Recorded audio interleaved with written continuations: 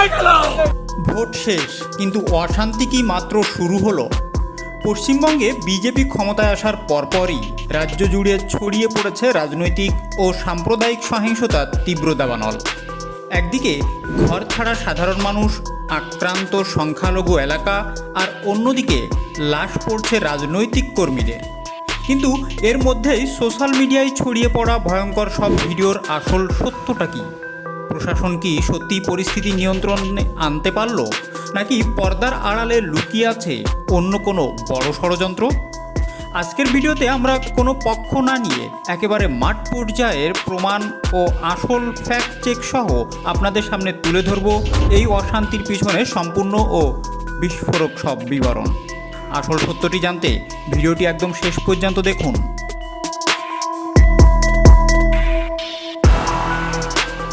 ঘটনার সূত্রপাত মে মাসের শুরুর দিকে। নির্বাচনী ফলাফল ঘোষণার ঠিক পরপরই উত্তপ্ত হয়ে ওঠে কলকাতা এবং তার আশেপাশের বেশ কয়েকটি জেলা।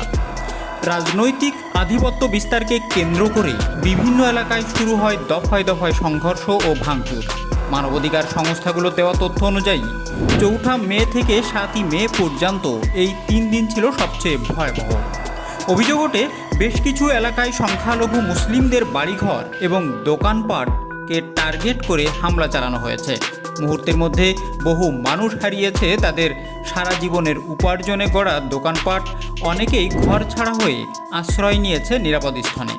কিন্তু প্রশ্ন হচ্ছে, এই হামলাগুলো কি শুধুই সাম্প্রদায়িক, নাকি এর পিছনে রয়েছে গভীর রাজনৈতিক সমীকরণ?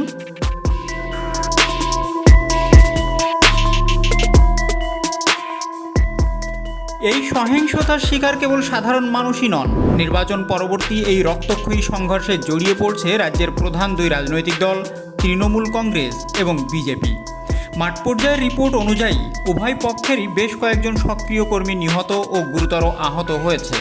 বিজেপির দাবি, ক্ষমতায় আসার পর তাদের কর্মীদের উপর পরিকল্পিতভাবে হামলা চালানো হচ্ছে।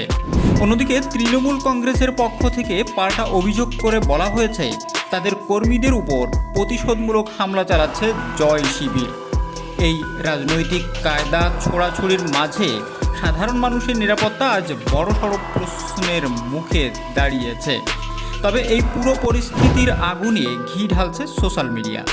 যখন মাটিতে উত্তেজনা চলছে, ঠিক তখন ফেসবুক, টুইটার এবং হোয়াটসঅ্যাপে ছড়িয়ে পড়ছে অজস্র ভয়ঙ্কর ভিডিও। দাবি করা হচ্ছে এগুলো পশ্চিমবঙ্গের বর্তমান পরিস্থিতির লাইভ ফুটেজ। কিন্তু এখানেই টুইস্ট।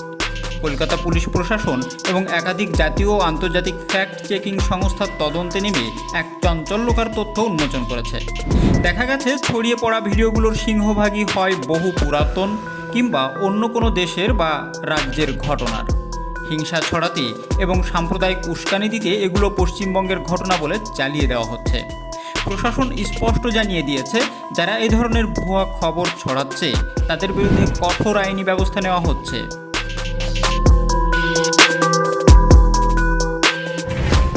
পরিস্থিতির ভয়াবহতা আঁচ করতে পেরে শেষ পর্যন্ত কঠোর অবস্থানে যায় প্রশাসন ও নির্বাচন কমিশন। রাজ্যের আইন শৃঙ্খলা ফিরিয়ে আনতে পুলিশের পাশাপাশি নামানো হয় কেন্দ্রীয় বাহিনী।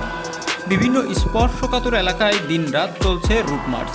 পুলিশি অভিযানে ইতোমধ্যে সহিংসতায় জড়িত থাকার অভিযোগে কয়েকশো মানুষকে গ্রেপ্তার করা হয়েছে। রাজ্য প্রশাসনের দাবি, পরিস্থিতি এখন অনেকটাই থিতিয়ে আছে এবং কঠোর নজরদারির মাধ্যমে শান্তি ফিরিয়ে আনার চেষ্টা চলছে। তবে সাধারণ মানুষের মনে জমে থাকা আতঙ্ক কি এত সহজে দূর হবে? গণতন্ত্রে জয় পরাজয় থাকবে, কিন্তু তার মূল্য যদি সাধারণ মানুষের রক্ত আর চোখের জলে দিতে হয়, তবে সেই জয় কিংবা পরাজয় কোনোটিই কাম্য নয়। গুজব থেকে দূরে থাকুন, নিজের সচেতন হন এবং চারপাশ শান্ত রাখুন। পশ্চিমবঙ্গের এই পরিস্থিতি নিয়ে আপনার ব্যক্তিগত মতামত কী? প্রশাসন কি সঠিক সময়ে সঠিক পদক্ষেপ নিতে পেরেছে? কমেন্টস করে আমাদের জানান। ভিডিওটি তথ্যপূর্ণ মনে হলে লাইক করুন এবং সত্য ছড়িয়ে দিয়ে বন্ধুদের সাথে শেয়ার করুন। পরবর্তী গুরুত্বপূর্ণ আপডেট পেতে চ্যানেলটি এখনই সাবস্ক্রাইব করে রাখুন। ধন্যবাদ।